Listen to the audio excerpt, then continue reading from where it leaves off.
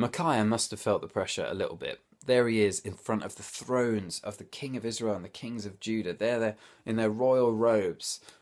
All these other prophets are around saying, yeah, these guys are going to dominate. You should totally win this battle. There's the guy with the iron horns saying, oh my word, these horns represent your great victory.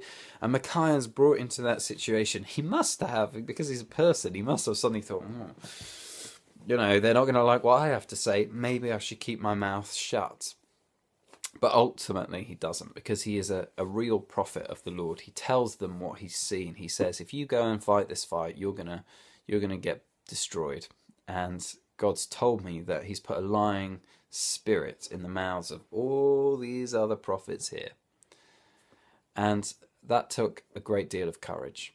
Sometimes it takes an enormous amount of courage to stand up to a crowd and to say something that you know isn't going to be understood and you know isn't going to be popular.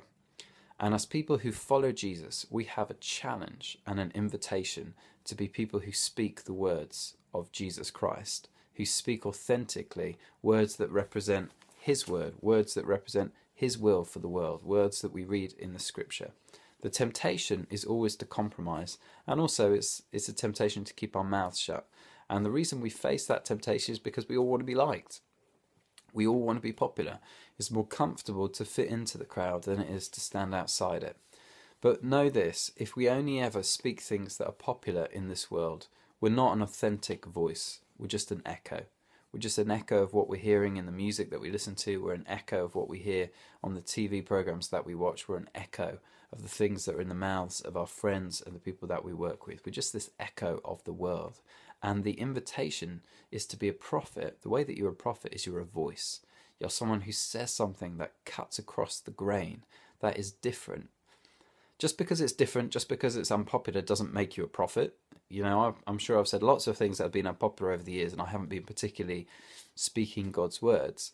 But if we do want to be faithful and we do want to be authentic, it will necessitate at times being willing to be unpopular.